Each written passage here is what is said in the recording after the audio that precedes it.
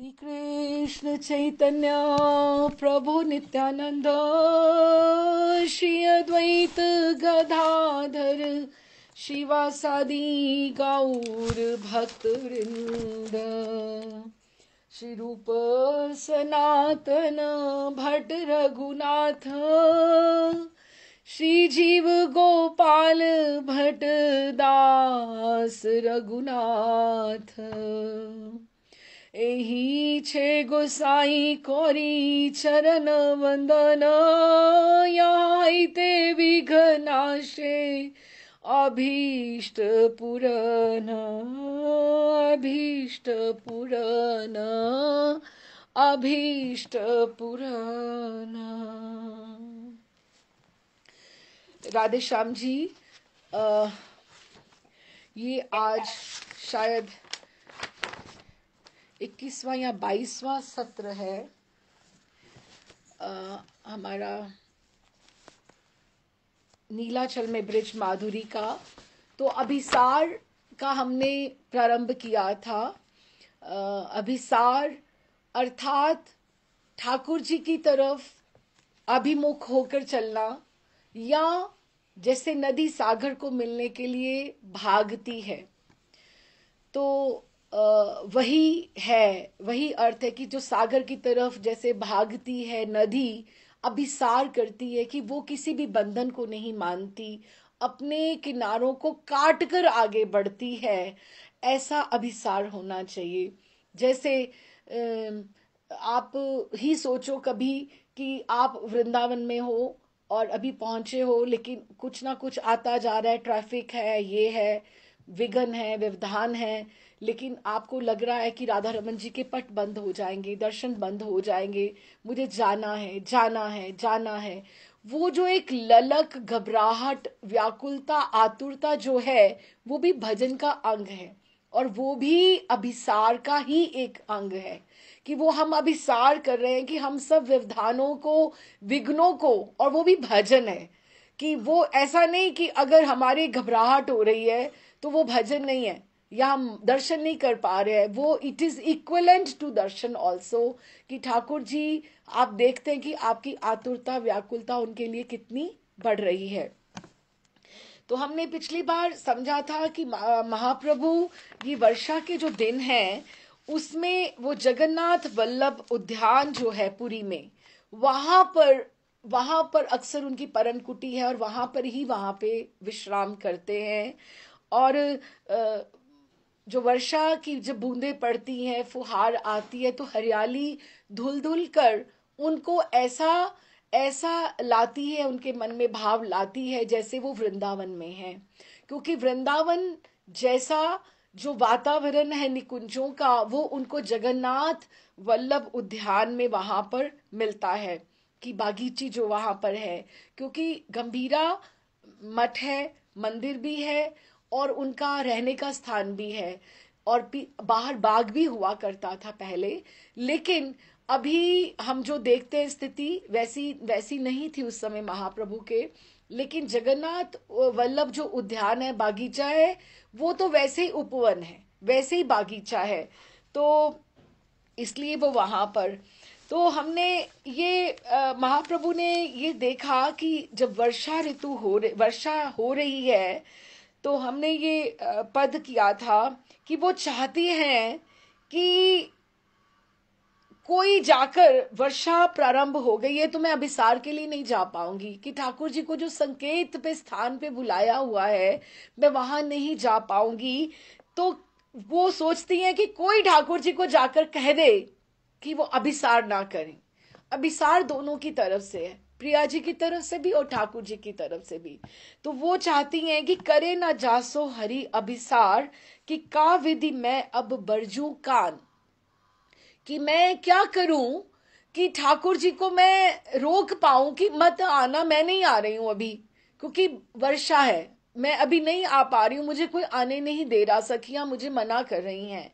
तो यही वो भाव में करते करते जैसे फिर हम पढ़ते गए, तो उनको ये लगा कि तमाल वृक्ष जो था, जो बाहर तमाल था, तो उनको लगा कि मैं वहां अभिसार करके पहुंच गई हूं, और तमाल के रूप में वो उन्होंने कृष्ण ठाकुर जी को विजुलाइज कर रहे हैं महाप्रभु, और अभी वो साक्षात राधा रानी के भाव में ही है। राधा रानी के भाव में आगे तो हम देख रहे थे ना, प्रोज आता है महाप्रभु के भाव में, और जब पोइट्री आती है उसमें उनका राधा रानी का भाव आता है, लेकिन अभी इसमें प्रोज में भी वही भाव चल रहा है।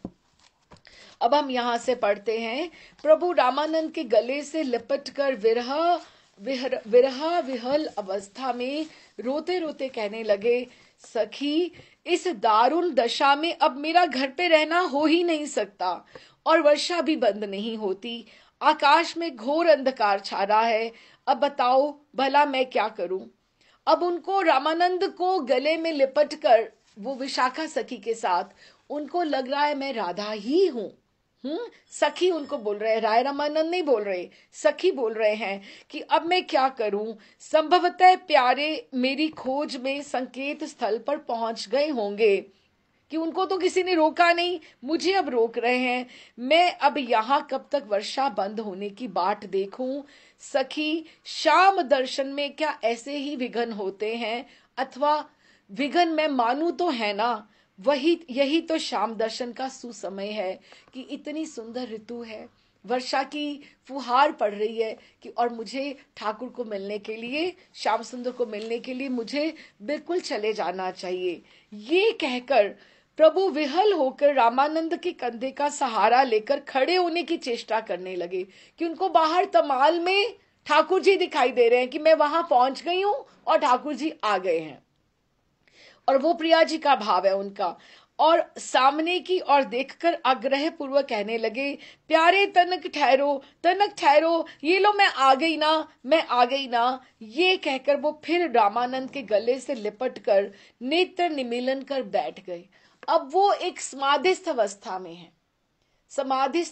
में है महाप्रभु, तो और वो अपने आप को राधा रानी ही के भाव में है, राधा रानी के भाव में है। अब प्रभु को तो लग रहा है कि उनका मिलन हो रहा है, वो अपने वो उनको सुविधा है, उनको आनंद है, क्योंकि ठाकुर जी को वो मिल रही हैं। लेकिन जो बाहर सब बैठे हैं उनको तो लग रहा है कि उनकी समाधिस्थ अवस्था, ये ऐसे कैसे चुपचाप एकदम बात करते करते इनको क्या हो गया। जो बाहर है उनको कठिनाई हो रही है। प्रभु की ये बाहरे ज्ञानहीन अवस्था देखकर अत्यंत भयभीत होकर और मर्माहत होकर, कि एकदम से कष्ट हो रहा है किसको, रामावसु को। रामावसु कौन है, कलकंठी।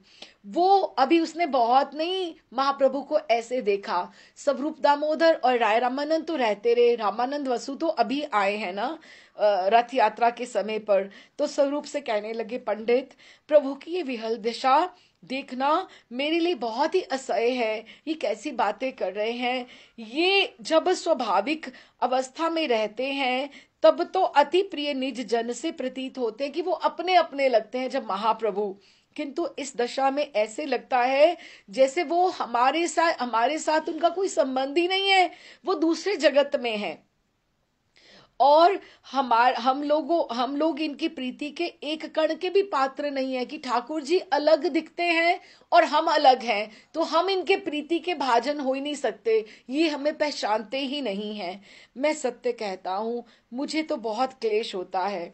स्वरूप ने बस समझाया उन्हें, वसु महाशय कृष्ण प्रेम की यही रीति है।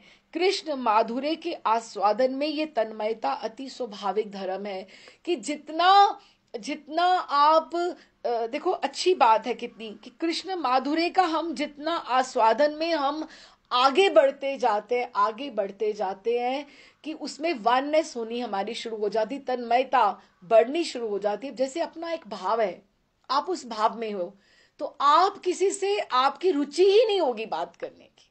ये नहीं कि आपका उनके प्रति स्वभाव बदल गया है ना, लेकिन ये है कि आपकी तन्मयता ये कृष्ण माधुर्य के आस्वादन की एक डिग्री है, अब हमारे ऊपर है। तो कृष्ण माधुर्य के आस्वादन की यही एक डिग्री है। जैसे जैसे हमारा बढ़ता जाएगा हमारी दूसरों में अरुचि होती जाएगी, है ना। तो ये एक धर्म है। कृष्ण अपना अपना सोच के देखना कि आपको कहाँ जाना भी अच्छा लगता है और कहाँ नहीं, और हम कौन सी स्तर के ऊपर हैं। राम वसु कहते हैं ये बात तो ठीक है, ये अपने आनंद सुख में निमग्न हैं, किंतु इनके नयन और मुखमंडल पर भावेश देखकर मुझे बहुत कष्ट हो रहा है। अब महाप्रभु अपने आनंद में हैं, वो ठाकुर जी को मिल रहे हैं। उन्होंने जो लास्ट, जो अगर आप शब्द सुनो उनके, सखी सखी ठाकुर मैं नहीं, इस दारुण दशा में मेरा घर में रहना हो ही नहीं सकता। प्यारे मेरी खोज में संकेत स्थल पर पहुंच गए होंगे। मैं यहाँ पर वर्षा बंद होने की राह नहीं देख सकती। क्या ऐसे विघ्न आ रहे हैं, मैं जाती हूं, प्यारे ठहरो। तो वो वहां पहुंच गए, वो वहां पहुंच गए हैं। यही गंभीरा की स्थिति है। तो उन्होंने कहा आप राम बसु को कष्ट हो रहा देखकर, कि मुखमंडल का भाव देखकर मुझे कष्ट होता है। ये कैसा कुछ अस्वाभाविक सा भाव है, कैसा वेश है कि ऐसा तो हमने कभी देखा नहीं। अब ये भाव देखो, उनके अंतरंग जन नहीं समझ पा रहे हैं कुछ कुछ। रामानंद स्वरूप राय को तो पता है, लेकिन अब ऐसे गंभीरा की चर्चा हो समाज में तो कौन इस भाव को समझेगा ना, कोई नहीं समझ सकता। स्वरूप कहते हैं सो तो है, होगा ही। वह तो जो इनके मुखारविंद पे जो भाव आ रहा है इस समय, आप मानो ये राधा भाव में निमग्न है। समस्त जगत ही कृष्ण में देखता है इनको, कि सब जगह पे कृष्ण ही कृष्ण है। चितवन तो देखो, चितवन कैसे कि वो आवेश में है, आंसुओं की धारा बह रही है, लेकिन मुस्कुराहट है। मुस्कुराहट से पता लगता है कि वो ठाकुर जी उनके समक्ष हैं। चितवन तो देखो कैसी आग्रह तृष्ण दृष्टि है, और आंखें खुली हुई हैं, आंखें खुली हुई हैं महाप्रभु की। इस समय जो नेत्र हैं वो खुले हुए हैं, बंद नहीं है। तृष्ण दृष्टि है कि जैसे आंखें भर भर के ठाकुर जी के रूप का दर्शन कर रहे हैं, कि मानो समीप ही सन्मुख श्री कृष्ण दर्शन कर नेत्र दोनों उनकी उनकी ओर धावित हो रहे हैं, भाग रहे हैं, जैसे नेत्र आगे आगे चल रहे हैं। राम वसु कहते हैं हाँ ठीक ठीक, आपने अब समझाया तो मुझे समझ आ रहा। वो धीरे धीरे बोल रहे हैं, क्योंकि उनको लग रहा है कि मैं महाप्रभु का जो भाव है वो डिस्टर्ब ना करूं, मानो श्रीमती राधिका रानी ही हैं। स्वरूप कहते हाँ अब आप समझे, सो तो ठीक ही है। श्री राधा भाव से कृष्ण माधुर्य का आस्वादन करना, और हम प्रेमी भक्तों को उस भाव का प्रदर्शन कराना, यही तो इस लीला की विशेषता है। अब यही तो एक अंतरंग कारण है जो हम समझते हैं, कोई सामान्य है कोई बाह्य है। ये अंतरंग कारण है, ये अंतरंग कारण है कि वो ठाकुर जी का दर्शन माधुर्य का कर पाए। राम वसु कहते हैं ये देखो प्रभु के नेत्र निमीलित हो गए, कि अब आंखें जैसे प्रभु की अब दृष्टि, एक पहले तो खुले थे अब धीरे धीरे बंद हो गए, तो निमीलित हो गए। नयन कोन में अश्रुधारा और ललाट पर श्वेत बिंदु दिखाई दे रहे हैं, कि ललाट पे तो श्वेत बिंदु जैसे थक गया कोई, है ना, और नयन कोन में अश्रुधारा एकदम से बह रही है। स्वरूप कहते हैं मुझे लग रहा है इन्हें अभी चेतना हो जाएगी, कि ये भी कॉन्शियस हो जाएंगे, क्योंकि उनको एक्सपीरियंस है, अनुभव है। तो वो कहते मुकुंद तुम ऐसा करो, प्रभु के मस्तक पर धीरे धीरे पंखा करो, देखो कैसे पसीना आ रहा है, श्वेत बिंदु झलक रहे हैं, और मृदु स्वर से धीरे धीरे, ज्यादा जोर से नहीं, कृष्ण नाम उच्चारण करो, मैं इनके चरणों की ओर बैठता हूं। स्वरूप ने ऐसे कहा। तो गोविंद ने कहा बीच में कि चरणों की ओर बैठता हूं, लेकिन प्रभु जी ये सेवा तो मेरी है। गोविंद जो है वो सेवा में तत्पर है। वो कहते चरणों की तरफ मैं बैठता हूं, मैं चरण चापन करता हूं। जिसमें प्रभु को शीघ्र चैतन्य हो, आप बस उसकी व्यवस्था कीजिए कि प्रभु अच्छे से एकदम से वापस पुनः जागृत अवस्था में आ जाए। स्वरूप कहते हैं गोविंद प्रभु बार बार मुझसे कहा करते हैं, स्वरूप मैं जब तक लीला दर्शन सुख में मग्न रहता हूं तभी तक आनंद में रहता हूं, इसके अतिरिक्त केवल विरह यातना ही सर्वदा रहती है। कि अभी हम अपना देख रहे हैं, लेकिन ठाकुर जी को तो सुख उसमें है कि वो ठाकुर कृष्ण भगवान के साथ वो मिल रही हैं, राधा रानी, वो उनको तो उसी में सुख है। ठाकुर जी वापस आए, महाप्रभु वापस अपनी जागृत अवस्था में आए, उसमें उनको सुख नहीं मिलना, उसमें उनको विरह ही मिलने वाला है। तो वो ऐसे उनको समझा रहे हैं। पर गोविंद कहते हैं ये बातें मुझे बस समझनी नहीं है। प्रभु के जो ये उत्तान नयन की आंखें एकदम से जो चढ़ जाती हैं, उत्तान ऊपर ही देखते रहते हैं, एक ही जगह के ऊपर, अचेतन भाव और मलिन मुखमंडल मैं बिल्कुल ही सहन नहीं कर सकता। राम वसु कहते हैं मैं भी नहीं कर सकता सहन, मेरी भी यही दशा है। अब आप ये देखिए, जो उनके अंतरंग जन है, जो उनकी सेवा में भी हैं, स्वरूप दामोदर और रामानंद को हम छोड़ दें क्योंकि वो उनके भाव के साक्षी हैं, उनको उनका भाव सब समझ में आ रहा है। लेकिन बाकी के लोग भी जो उनके अपने हैं, रामवसु और गोविंद और शंकर, वो भी ये इनको सहन नहीं कर सकते। तो जगत कैसे सहन कर सकता? इसीलिए गंभीरा को एकदम से ढक दिया गया, गंभीरा के भावों को एकदम से प्रचलन में या एकदम सबके समक्ष बोलने की बात नहीं की गई। स्वरूप कहते हैं मैं क्या सह रहा हूं, मैं क्या सह सकता हूं इसको, मैं इसको सह सकता हूं, परंतु बात यह है कि उनको जिसमें सुख हो वही हमारा सबका परम कर्तव्य है। कि ठाकुर जी को जिसमें सुख रह रहा है ना, वही हमारा कर्तव्य है कि मुझे वही सब अच्छा लगता है। जिस समय ये बातें हो रही थी सब, उस समय रामानंद निर्निमेष नेत्रों से केवल प्रभु के श्रीमुख का निरीक्षण कर रहे थे। कि वो देख रहे थे कि उनके भाव कैसे पलट रहे हैं, उनके मुखारविंद पे कब वो महाप्रभु के रूप में आ जाएंगे और कब राधा रानी के भाव में रह रहे हैं। रामानंद किसी की बात में नहीं उनका ध्यान है, वो एकदम से उनके फेस के जो एक्सप्रेशंस नोट कर रहे हैं कि उनमें कौन कौन सा इसमें भावावेश इस समय आ रहा है, वो उसी का निरीक्षण कर रहे थे। और अपने अंचल से वो प्रभु के एकदम से जैसे अश्रु मार्जन करते जा रहे थे, जो प्रभु रो रहे थे वो एकदम से उनके आंसू पहुंचते जा रहे थे।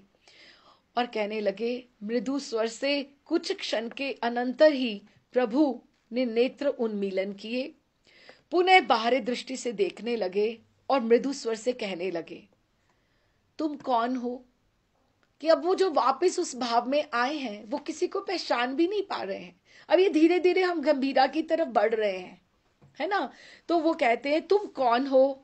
अच्छा अच्छा, समझ गया स्वरूप, हाँ, और कहकर उठ बैठे।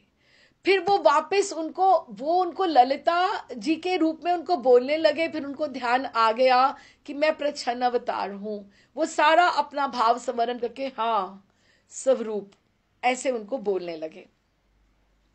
नेत्रों से इस समय भी जलधारा प्रवाहित हो रही थी, लेकिन वाणी अत्यंत मधुर, बहुत मृदु और अस्फुट आरती भाव से पूर्ण थी। उन लग रहा था उनकी आवाज में अभी भी आतुरता है, कि जैसे उनका एकदम मन भरा नहीं है। ठाकुर जी को, श्याम सुंदर को मिले तो हैं, लेकिन उनका मन भरा नहीं है। और कुछ वो बातें कहना तो चाहते हैं, लेकिन कहते कहते रुक जाते हैं, नहीं कह पा रहे, अपने भाव को गोपन कर गए। कहने लगे आज अच्छा वर्षा हो रही है, वर्षा हो रही है। कि जैसे मौसम की बात करते हैं तो हम अपने मन के भाव को दबाने की चेष्टा करते हैं। अभी वर्षा हो रही है, आज उद्यान की शोभा कितनी मनोहर है, मानो वृंदावन यहीं आ गया हो, वृंदावन यहीं खिल उठा हो, ब्रिज का माधुर्य इधर ही आ गया है। स्वरूप और राय रामानंद अब चाहते हैं कि प्रभु हम तो प्रभु को सुनाते हैं, आज हमें प्रभु सुनाए। कहते हैं कहिए दर्शन तो हो गए ना। उनको ऐसे पूछते हैं कि दर्शन तो हो गए ना। महाप्रभु एकदम से सकुचा गए, लजा गए प्रिया जी के भाव से, और किंचित हंस के कहने लगे मुस्कुराहट में, सुख का स्वप्न कितनी देर रहता है स्वरूप। सुख था वो, थोड़ा स्वप्न था, लेकिन कितनी देर तक रहेगा ना। स्वप्न तो स्वप्न ही होता है ना। लेकिन इन सब बातों की अब क्या आवश्यकता है कि उनकी इतनी सिंक्रोनाइजेशन है रुचि की, भाव की, कि उनको ये पता लग गया कि इनको दर्शन हो गए। हाँ, कहते अब इन सब बातों की क्या आवश्यकता है, मेरा तो समस्त जीवन ही मानो एक स्वप्न है। महाप्रभु कहते हैं, खैर इन बातों को अब रहने दो। मुझे ऐसा स्मरण होता है मानो तुम कुछ अभिसार का पद गा रहे थे और उसकी झनकार मेरे कर्णों में गई थी। अब वो वापस वृंदावन के मूड में जाना चाहते हैं, तभी उनको वापस कह रहे हैं कि पद का तुम गान प्रारंभ करो, कि वो कुछ था। रामानंद कहते हैं, हाँ प्रभु, ये बात सत्य है कि स्वरूप पंडित ने और मुकुंद ने मिलकर अभिसार का एक पद तो गाया था। वह बड़ा मधुर और सुंदर था। अभी देखो, ये आधा घंटा पहले, 1 घंटा पहले कब गाया गया था नहीं पता, क्योंकि प्रभु तो मूड से थे, लेकिन वही उसी पद ने ही उनको उद्दीपन भाव दिया था। तो कहते, लेकिन आप तो उस समय भावाविष्ट थे, इसी से मेरा मन भी उधर नहीं था। मैं भी उस सुधा संगीत का रस आस्वादन अच्छी तरह नहीं कर सका। जानबूझ के कह रहे हैं कि वो स्वरूप दोबारा उसको सुनाए, कि मैं भी अच्छे से नहीं उसका आस्वादन कर पाया, मेरा भी ध्यान उधर नहीं था। क्योंकि प्रभु की रुचि है, आपको ये चीज अच्छी लगती है तो आपको लगता है हाँ हाँ मुझे भी अच्छी लगती है, मैं भी इसका आस्वादन करूंगा। प्रभु कहते हैं, हाँ ठीक है, किंतु इससे आई हुई वंशी ध्वनि की तरह अब भी मेरे करण कुहरों में उस पद की गुंजार गूंज रही है, झनकार। उसमें क्या था, हिये में श्याम चंद्र प्रकाश, इसी प्रकार था ना कुछ, उनको स्मरण है हिये में श्याम चंद्र प्रकाश, कि एक तो श्याम चंद्र, अब देखो श्याम चंद्र कहाँ होता है, वृंदावन में ही होता है ना श्याम चंद्र। तो चंद्र तो सफेद ही होता है, हम धवल ही होता है, गोरा ही होता है चंद्रमा, तो उसकी चांदनी तो सफेद ही होती है। लेकिन श्याम चंद्र, नीलमणि के चंद्र का प्रकाश, वो नीले रंग का चंद्र का प्रकाश था। इसी प्रकार कुछ गाया था ना। स्वरूप कहते, हाँ प्रभु। प्रभु कहते, पर मैंने तो समस्त गान सुना ही नहीं, यदि सुना भी हो तो स्मरण भी नहीं है, केवल इतना ही समझ में याद है कि शाम हिये में श्याम चंद्र प्रकाश। वह क्या अभिसार का पद गा रहे थे तुम? स्वरूप कहते, हाँ प्रभु। प्रभु कहते हैं, प्रभु अब अभिसार को हमारे हमारे ये जो भक्तजन जो बैठे हुए हैं या हम जैसे लोगों के लिए प्रभु खुद एक्सप्लेन कर रहे हैं, और बहुत सुंदर रीति से उन्होंने एक्सप्लेन किया है। कहते हैं, अभिसार क्यों स्वरूप, कितना सुंदर भाव है अभिसार, कि प्राण जिसको चाहते हैं, है ना, उसके दर्शनों के लिए आकुल प्राणों की जो दौड़ होती है वही अभिसार है। क्या कहते हो स्वरूप, प्राणों की जो दौड़ लगती है। आप राधा रमन जी दर्शन करने के लिए जाओ, हम तो हमेशा कंप्लेन ही मैं करती जाती हूँ कि ठाकुर जी घर से जितनी जल्दी मर्जी चलो, आपने भगाना जरूर होता है। वहां तक दिल्ली तक पहुंचते पहुंचते सांस फूली होती है और लगता है दर्शन, लाइट भी लगता है बंद हो गई, पूछते जाते हैं लोग अगर आ रहे हैं ना बाहर, तो लगता है दर्शन बंद हो गए कि खुले हैं, कुछ समझ में नहीं आ रहा है। ठाकुर को तो ऐसे मंगला हो, संध्या आरती हो, कुछ हो, ओलाई हो, शयन हो, ठाकुर को, राधा रमन जी को तो बहुत भगाने की आदत है।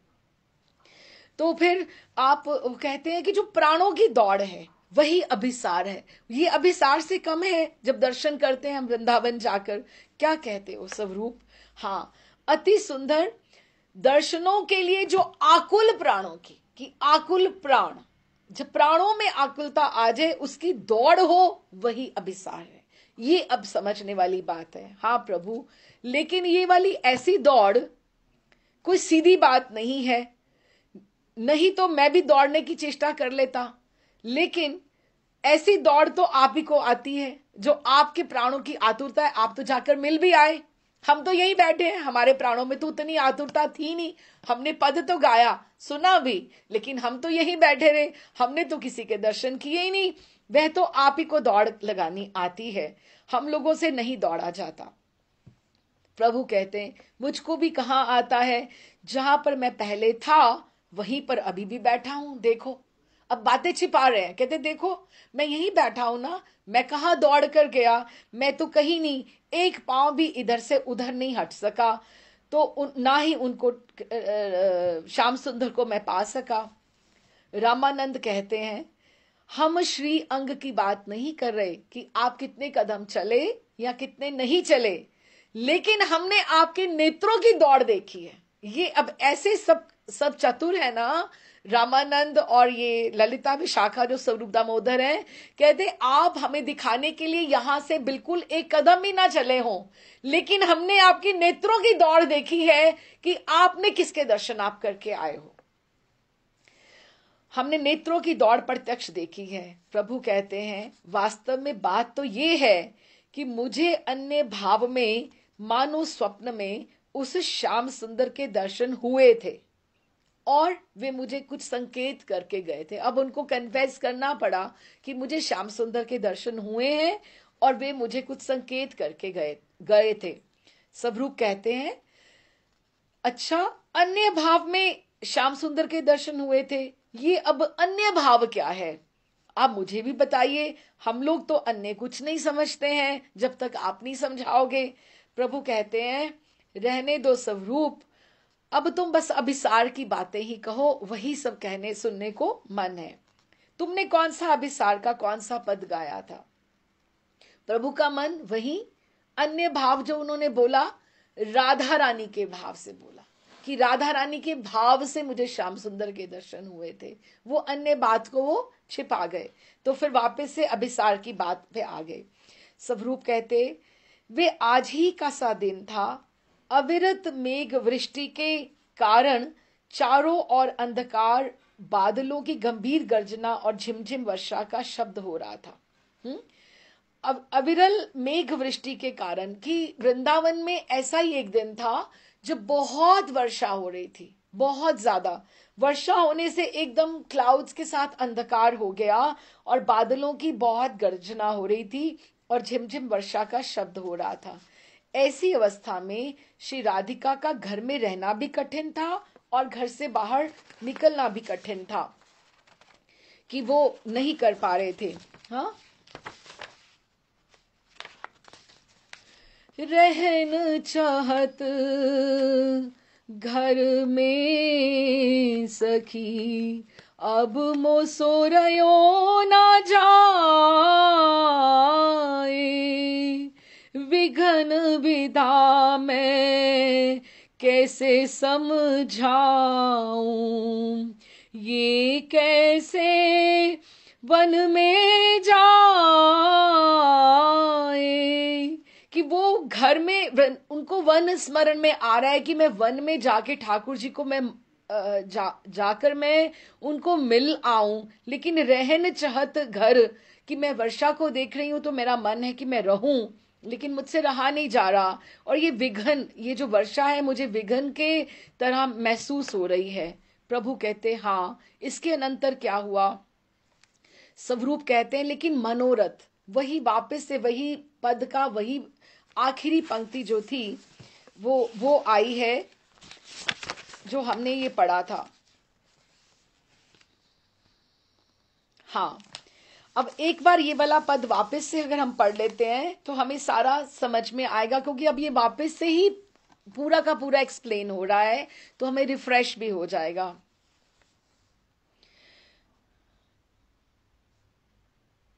झर झर बरसत घन सो बारी, वारी पानी की बूंदों को बोलते हैं।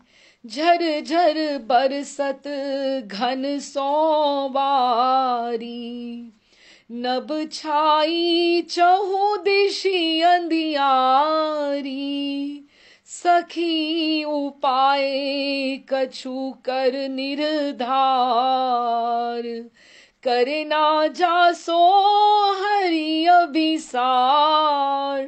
तो वो कहती हैं कि सखी आप कुछ, मैं निराधार हूं कि मुझे तुम्हारा ही आश्रय है। प्रिया जी कहती हैं कि तुम ऐसा करो कि करे ना जासो हरि अभिसार, कि हरि रुक जाएं, क्योंकि मैं घर पे हूं तो वो वन में भीजेंगे जाकर, अगर वो पहुंच जाएंगे तो भीजेंगे। तो इसलिए कैसे भी करके मैं निराश्रित हूं, मुझे तुम्हारा ही आश्रय है सखी, कुछ उपाय करो, करो ना जासे हरि अभिसार, कि ठाकुर जी अभिसार ना करें। हिये में श्याम चंद्र प्रकाश, संग मनोज करत तिमिनाश, कि मेरे हृदय में मुझे बस श्याम ही श्याम दिखाई दे रहे हैं, श्याम चंद्र प्रकाश, और उसके ऊपर मुझे मुझे संग करत मनोज करत तिमिनाश, जो मनोज है, मनोज की कामदेव, जो प्रेम का देवता है, वो मुझे मेरे अंधेरे को मिटाकर केवल और केवल श्याम सुंदर के ही दर्शन करा रहा है। का विधि में अब बरजू कान, यही सोच सो धड़कत प्राण, कि मैं चाहती हूं मैं कैसे करके अब काना को बरज दूं, मीन्स रोक दूं, कि आप वन में मत आना, मैं घर पे ही हूं, मैं वन में नहीं आ पा रही। तो यही सोच सो धड़कत प्राण, की मेरे प्राण धड़क रहे हैं कि मैं किस तरह से कान्हा को बोलूं कि आप मत आना। दामिनी दमक दहक मम गात, रिम जिम वारी जरत सब पात। ऐसे ऐसे मौसम में क्या हो रहा है कि बार बार बिजली कड़क रही है, दामिनी दमक कर मुझे लगता है कि मुझे ही जला देगी, ये दहत ममगात की मेरे ऊपर ही गिर जाएगी। रिमझिम वारी, और जब ये बारिश की बूंदें आ रही हैं, झरत सब पात, पेड़ों के पत्ते भी छप छप छप छप करके बहुत सारे पत्ते नीचे गिर रहे हैं। यही अब सेम वही पंक्ति आई है, रहन चाहत घर पर रयो ना जाए, विघन विधा कहूं कैसे जाए, कि ये विघन आ गया है, मैं रहना तो चाहती हूं लेकिन जा नहीं पा रही, तो क्या करूं। अब हम वापस से उसी शब्द पे आते हैं, चढ़ मन रथ मनोरथ, चढ़ मन के रथ पे, मन को तो किसी ने रोका नहीं है ना, चढ़ मन रथ ले सारथी काम, जो मेरी अभिलाषा है, जो मेरा प्रेम है, उसको मैं सारथी बनाकर, तो मैं क्या करूं, अपने मन के रथ पर चढ़कर जाए मिलूं मैं तुरंत ही शाम। कि आप भी कभी सोच के देखना, कभी वर्षा होती हो तो आप अंदर बाहर जाओगे, झांकोगे, दर्शन के लिए जाएं नहीं जाएं, जाएं नहीं जाएं, अभी कैसे होने वाला है, मन में अकुलाहट और बढ़ जाती है। कि चढ़ मन रथ ले सारथी का, जाए मिलूं मैं तुरंत ही शाम, मैं शाम को तुरंत ही जाकर मिलकर आऊं। कहत गढ़ी कहत यही मन बारंबार, जिन डर कामिनी कर अभिसार, कि ये मेरा मन बारंबार मुझे यही कह रहा है कि अरे बिल्कुल तू डर मत, तू अभिसार कर, तू डर मत, तू जल्दी जा अभिसार कर, कि तू डेयरिंग हो जा, एकदम साहस कर ले। और एकदम दुस्साहस का कार्य होता है बारिश में इस तरह से जाना। तो ये हमने जो उनके पद, उनका उसने ठाकुर जी को मिलाया भी अब, और उसी के ऊपर ये वापस दर्शन बात कर रहे हैं। तो क्या कहते हैं कि ये अभिसार का हाँ हाँ प्रभु, स्वरूप ने कहा मनोरथ के लिए कोई ऐसा स्थान नहीं है जहां वो जा ना सके। मनोरथ क्योंकि मन का रथ है ना, और ना ही उसको कोई बाधा देने वाला है। अभी हमें सोच लें, हम जैसे मनोरथ, एक भक्त के लिए मनोरथ होना बहुत बड़ी बात है। अभी देखो, हम वैसे मैं नैरोबी में हूं, है ना, यहाँ पे बैठी हूं, और अगर मैं सोच लूं आंखें बंद करके कि मैं वृंदावन में हूं, मैं यमुना जी के किनारे खड़ी हूं, या मैं इधर से मैं राधा रमन जी के दर्शन करने के लिए निकल रही हूं, अपने घर से निकल रही हूं, तो मन के रथ को कोई रोक सकता है क्या? ये मन की स्थिति है ना, तो कौन रोक सकता है? आप अपनी माला करते जाओ, यही तो मानसिक चिंतन है कि आप मन के रथ पे आप चढ़कर आप अपने गुरुदेव के आश्रय में जितनी मर्जी सेवा करो, यही तो मन का रथ है। और ये मन के रथ को आपका प्रेम जो है, आपकी आतुरता है, वो उसका सारथी बन के जब चलाता है ना, तो उसको कोई नहीं रोक सकता। और यही एक साधक को सीखना चाहिए। तो कहते हैं उसको कोई बाधा देने वाला है ही नहीं। हाँ, बस श्रीमती मनोरथ पर आरूढ़ होकर शाम के दर्शनों से के लिए घर से बाहर चल पड़ी। ठीक है, वो चल पड़ी। स्वरूप कहते हैं, प्रभु, अभिसार का मन विघ्नों का विचार करके स्थिर नहीं रह सकता, कि जब जिसने सोच लिया हो मुझे अभिसार करना है, मुझे जाकर मिलना है, तो वो विघ्न सोचेगा। आप विघ्न सोचते हो। अच्छा, कितनी सुंदर बात कही उन्होंने कि वो विघ्न नहीं सोचता।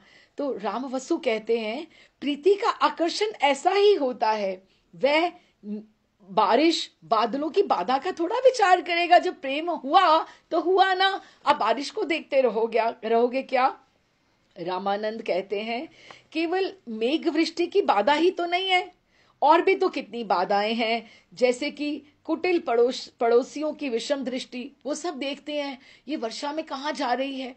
हाँ, वो सब ध्यान रखते हैं। और फिर गुरुजन की गर्जना, जो गुरुजन, जो घर में गुरुजन होते हैं, बड़े होते हैं आपके, वो सोचते हैं, अच्छा सुबह तो दर्शन करके आई थी, अभी ये जा रही है, अभी सुबह तो ये यहाँ पर होकर आई थी, सूर्य पूजा करके आई थी, अब ये फिर वन में क्यों जा रही है, वर्षा में क्यों जा रही है। बीसियों पीछे से आवाजें पड़ेंगी।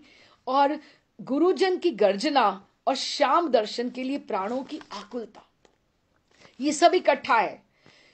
क्या है? एक तो मौसम, ऊपर से अनेक बाधाएं, कुटिल पड़ोसियों की विषम दृष्टि, गुरुजन बड़ों की गर्जना, वो जो डांट डपट है, और शाम दर्शन के लिए प्राणों की आकुलता। लोग ये भी कहावत कहते हैं, या तो तू श्याम संग प्रीति राख या कुल की रीति राख। अगर कुल की रीति रखनी है तो शाम से प्रीति मत रख, क्योंकि शाम की प्रीति रखेगा तो कुल की रीति तो वैसे भी नहीं रहेगी। कुल की रीति को कहां संभाल के तुम रखोगे। पिय के, अच्छा, फिर स्वरूप कहते, शाम के प्रेम में क्या कभी कोई कुल मान की रक्षा कर सका है? कि कुल मान सबको तलांजलि देनी पड़ती है शाम के प्रेम में। कुल मान, धैर्य, गंभीर्य सबको बहाकर जो गोपियां, ब्रिज की गोपियां हैं, उनकी खोज में बाहर निकलती है। इसीलिए कवि ने कहा है, पिय के हित बन जोगिनी, विचरू देश विदेश, पूछूंगी से सबन सो, रहत कहाँ प्राणेश। कि पिए के हित, पिए के लिए, प्रीतम के लिए मैं जोगिनी बन के विचरूं देश विदेश। मैं ढूंढती फिरूं कि ठाकुर कहाँ है, ठाकुर कहाँ है, मेरे प्रियतम कहाँ है। देश विदेश में मैं घूमती रहूंगी और पूछूंगी ये सब सबंसो, मैं सबसे ये पूछती जाऊंगी, रहत कहाँ प्राणेश, मुझे नहीं पता वो यहाँ रहते हैं, वो यहाँ रहते हैं, मुझे नहीं पता तो मेरे प्राणेश्वर, मेरे प्रियतम कहाँ रहते हैं। स्वरूप की बात सुनकर रामानंद वसु के दोनों नेत्र अश्रु जल से पूर्ण हो गए, क्योंकि उन्होंने ये सब बातें नहीं सुनी थी, वो तो अभी रथ यात्रा पे आए हैं। तो और वो व्यग्रता पूर्वक गदगद कंठ से कहने लगे, यही तो इस प्रकार की व्यग्रता जो है कि मैं जोगिनी बन जाऊं, मैं देश विदेश में ढूंढूं उनको अपने प्राणेश्वर के लिए। अभी जब गोपी गीत में वो उनसे बार बार से, कभी जो छोटे पेड़ होते हैं तो उनको बोलती हैं, आपने बलराम जी के छोटे भैया को देखा है क्या? हाँ, जो बड़े बड़े पेड़ होते हैं उनसे पूछती हैं कि आपने नंद बाबा के लाला को देखा है क्या? हाँ, फिर जब वो लताएं होती हैं और तुलसी की होती हैं तो उनसे पूछती हैं कि आपने श्याम सुंदर को देखा है क्या? फिर सोचती हैं, ये तो सौत है हमारी, ये हमें क्यों बताएंगी? तुलसी तो हमारी सौत है, ये हमें क्यों बताने लगी कि ठाकुर जी इधर गए हैं। फिर वो खुद ही सोचती हैं कि ये व्यग्रता है, कि उनको उस समय इतनी व्याकुलता, इतनी आतुरता है कि उनको ये भी ध्यान नहीं है कि हम किससे पूछ रही हैं, कि पेड़ बोलेंगे क्या, हमें लताएं पताएं बोल के बताएंगी कि ठाकुर जी इधर गए हैं। फिर वो खुद ही सोचती हैं, अच्छा ये वाली जो लता है ना, इसके बहुत पुष्प जो है ना, पुष्प इसके बहुत खिले हुए हैं, एकदम से लगता है इसको रोमांच हुआ है, ठाकुर जी इसको छू कर गए होंगे, लगता है इधर से ही निकले होंगे, मैं इधर ही जाती हूँ। है ना। तो ये व्यग्रता है। जब व्यग्रता होती है, प्राणों में आकुलता व्याकुलता होती है, तो आपको इतना नहीं ध्यान होता कि आप किससे पूछ रहे हो, क्या पूछ रहे हो, क्या बात कर रहे हो। ये जो कृष्ण भक्ति है, ये भक्ति का जो मार्ग प्रेम भक्ति है, ये पागलों का, बावरों का कार्य है। ये कोई सामान्य सीधी दौड़ नहीं है, ये सीधी दौड़ नहीं है ये। अच्छा, तो रामवसु कहते यही तो, इस प्रकार की व्यग्रता ना होने से क्या कृष्ण प्राप्ति हो जाएगी? नहीं। बात वही नरोत्तम प्रार्थना की आ गई कि रो, पहले क्रंदन रो, जब तक तुम्हारे मन में, तुम्हारे प्राणों में आरती नहीं आएगी। ये आरतियां घंटे बजाने महर्षि की वाणी हम याद करें कि ये 2 बार घुमा दिया, 4 बार घुमा दिया, ये आरती नहीं है। तुम स्वयं, तुम्हारे नेत्र जो हैं वो दिए बन जाएं। तुम बिल्कुल कदली, तुम जो तुम्हारी जंगाएं हैं, महर्षि कहते हैं कदली फूल की तरह तुम्हारी ये प्लेट बन जाएं। तुम्हारे जो हस्त हैं, तुम इसमें तुम रखो अपने आंखों के दिए, और ठाकुर की तुम इस तरह से तुम आरती करो अपने मन से। एक बार ये चामर झुला दिया, एक बार ये कर दिया, कितने जितने मर्जी इंद्र प्रभु भी कहते रहे, कहते आप बिलियंस ट्रिलियंस टाइम आप मंगला कर लो, कोई फायदा नहीं होने वाला जब तक प्राणों में आग नहीं लगी। जब तक प्राणों में, रोज आप नियम से कुछ भी करते जाओ, माला ही करते जाओ, ठीक है, भूमि पे पड़ा बीज जो है वो देता है फल, अंकुरित होता है, उसमें कोई नहीं है। लेकिन quality does not it matter, it matters.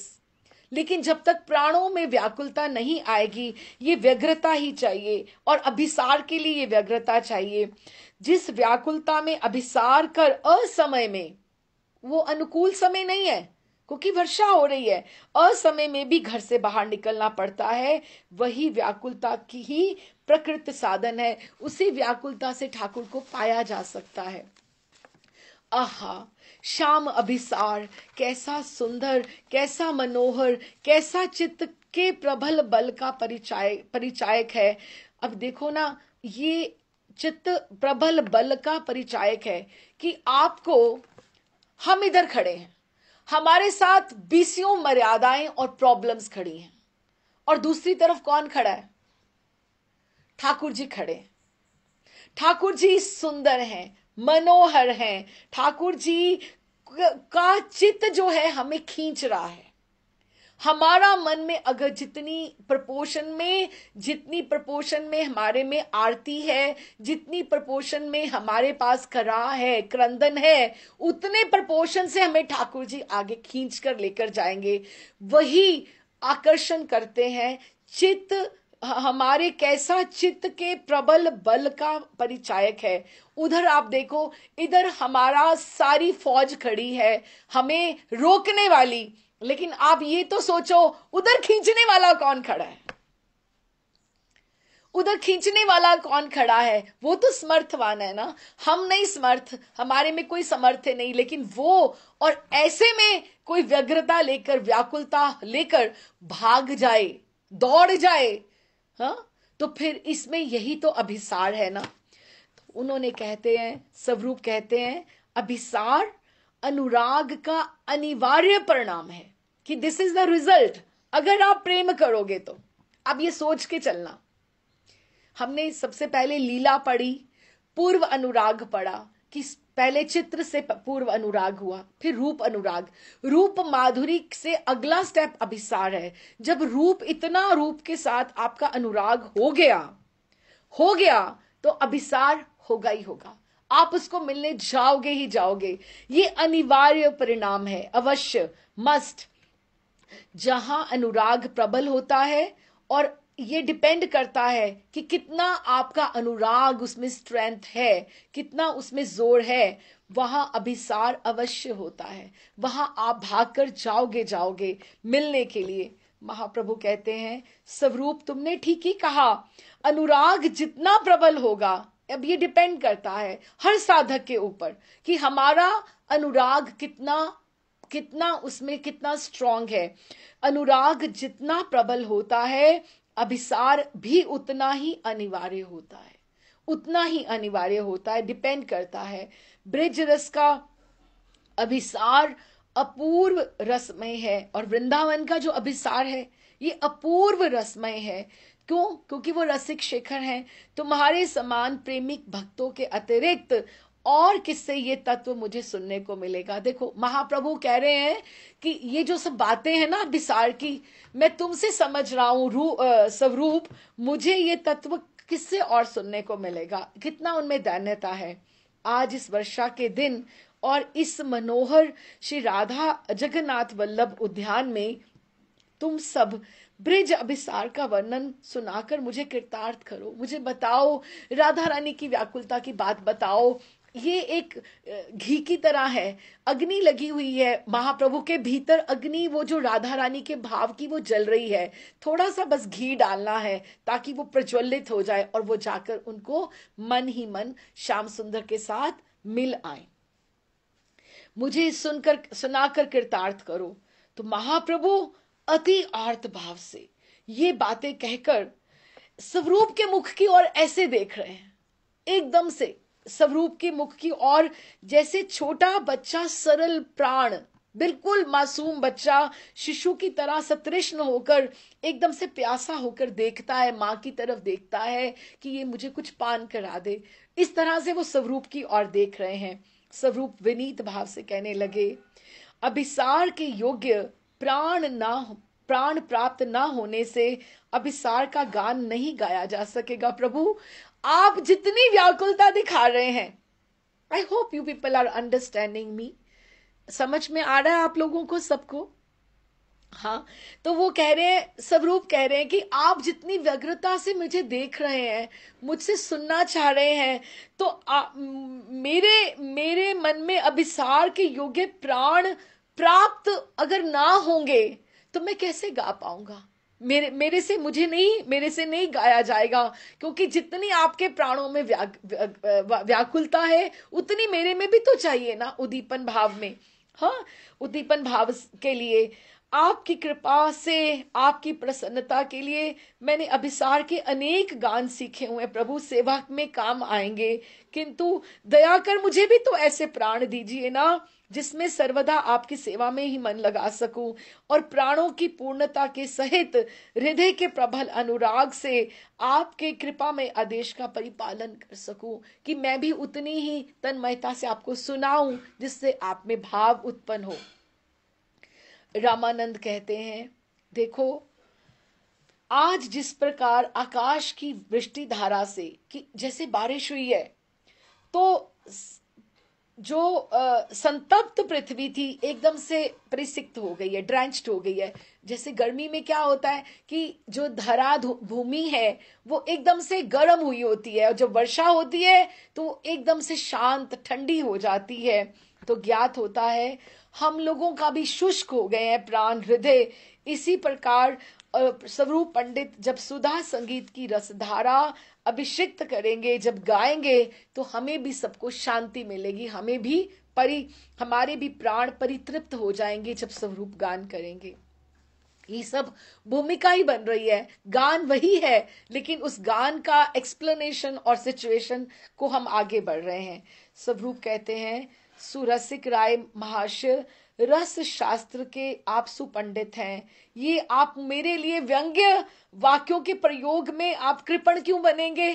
कि आप तो मेरे लिए करेंगे ना कि मैं ही आपको सब रस पिला रहा हूं, लेकिन मुझे पता है मेरे में तो इतनी व्यग्रता है ही नहीं, मेरे में इतनी व्याकुलता है ही नहीं। कितनी दैन्यता है सब में। राय रामानंद कह रहे हैं आप पिला रहे हो हमें रस, स्वरूप दामोदर कह रहे हैं कि मुझ में इतनी पात्रता नहीं है, महाप्रभु ऐसे बैठे हैं कि आप मुझे पान कराओ। तीनों जन ऐसे एक दूसरे को श्रेय दे रहे हैं। तो आप अस्तु, अब प्रभु के आदेश प्रतिपालन करना ही मेरा कर्तव्य है। ये कहकर स्वरूप ने श्रीमन महाप्रभु के चरणों में प्रणत होकर एकदम से प्रणाम किया, गिर गए कि मुझे इतनी प्राण, मैं आपको उद्दीपन भाव दे रहा हूं। किसको दे रहा हूं? राधा रानी को दे रहा हूं, महाप्रभु को दे रहा हूं। मेरे में इतनी है तो उनके वो चरणों में गिर गए और एकदम से सजल नेत्र होकर कहने लगे, रोने लगे कि पहले हमें ही समझा रहे हैं कि तुम पहले समझो तो सही अभिसार होता क्या है। बहुत सुंदर बताया उन्होंने। कहते प्रेम में ब्रिज गोपियों का जो अभिसार है ना, गा नहीं रहे हैं, समझा रहे हैं और बता रहे हैं। प्रेम में ब्रिज गोपियों का अभिसार जो है ना, वो प्रेम की पराकाष्ठा है, सुपरलेटिव स्थिति है। जब प्रेम में कोई भागता है ना, जब अपने आप से आप में नियंत्रण आपका निकल जाए, जैसे तीर निकलता है वैसे आप निकलो, तो वर्षा के प्रबल वेग से गंगा का स्रोत दोनों तटों को काटता हुआ प्रवाहित हो जाता है। कि जब वर्षा होती है ना, इतना वेग आया, इतना वेग आया, गंगा जी को भूल ही गया कि मेरे ये तट भी है, मुझे अपनी लिमिटेशंस में, मर्यादा में बहना है। वो उसको काट कर कितना आगे बढ़ जाती हैं। और सुनील सागर, सुनील सागर मतलब नीले रंग का सागर, संगम के लिए जनु तन्या, जनु तन्या जानवी ऋषि की, जानू ऋषि की जो पुत्री के नाम से विख्यात हैं, गंगा जी, उस विपुल अभिसार को बलि प्रकार हमने देखा है। किंतु कहते कि गंगा जी का हमने अभिसार देखा है जब वो सागर की तरफ भागती हैं। कभी आप देखो वर्षा में, आप इमेजिन करके देखो कि कैसे बारिश में नदियां ऐसे धड़धड़ धड़धड़ धड़धड़ लहरों में आगे बढ़ती जाती हैं, बढ़ती जाती हैं वैसे। लेकिन कहते हैं किंतु श्याम सागर की ओर, श्याम सागर की ओर, उन्होंने पहले सुनील सागर बोला, अब श्याम सागर की ओर रूप अनुराग के प्रबल वेग में, जब रूप अनुराग इतना अधिक हो गया, ठाकुर जी का रूप हृदय में इतना ज्यादा उद्भासित हो गया कि उनको देखना है, देखना है, देखना है, दर्शन करना है। किसका? श्याम सुंदर का। तो वो रसमयी ब्रिज वधुगन के अभिसार की तुलना में वो कुछ भी नहीं है।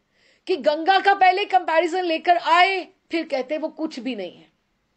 कैसा ये अभिसार, कैसा भीषण वेगमय होता है, कैसा विपुल है। ये सारी की सारी जो चीजें हैं, एक दो इतनी सुंदर चित्रों को और इतने सुंदर पद पदावली को के लिए ये बिल्डअप हो रहा है, पृष्ठभूमि बिल्डअप हो रही है। जो प्रोज चल रहा है ना, ये अभिसार की जो व्याख्या है, ये इतने सुंदर हमें दो तीन चित्र देने वाले हैं कि आप इसको पहले समझेंगे तो हम वहां तक पहुंच पाएंगे। तो कहते हैं कि ये अभिसार इतना भीषण वेगमय है, कैसा विपुल है, कैसा अदम्य शक्तिमय है कि इसको अगर मन को अगर आप दबाना भी चाहो तो आप नहीं दबा सकते। किसी प्रकार की भी बाधा इसकी गतिरोध नहीं कर सकती। हाँ, तो जो कुसुम से भी सुकोमल है। अब देखो प्रिया जी कितनी सुकोमल आंगी है, सुकोमल कितना है, कितनी टेंडर डेलिकेट, लेकिन अभिसार में इतना प्रबल वेग, वो सखियां मंजरियों को भी कहां पीछे छोड़ जाती हैं। प्रिया जी जब भागती है ना, तो ललिता, विशाखा उनको पीछे से किशोरी जू, किशोरी जू, यहां कंकर है, यहां पर आप ये देखो, आराम से चलो ना। अपने ओढ़नी भी कहीं गिरी, कुछ भी कहां गिरा, अदम्य अदम्य, बिल्कुल उसको आप उसको कंट्रोल, नियंत्रण में नहीं ला सकते हैं। तो उनका जो कुसुम से भी सुकोमल है, लेकिन अभिसार में उनका इतना प्रबल वेग होता है कि धारणा से भी अनीत है, कि आप इसको इमेजिन भी नहीं कर सकते। जिनका आचरण सब धर्मों का प्रमाण स्वरूप है, वे श्याम सुंदर के अनुराग में सब धर्मों को तिलांजलि देकर। अब देखो ना, प्रिया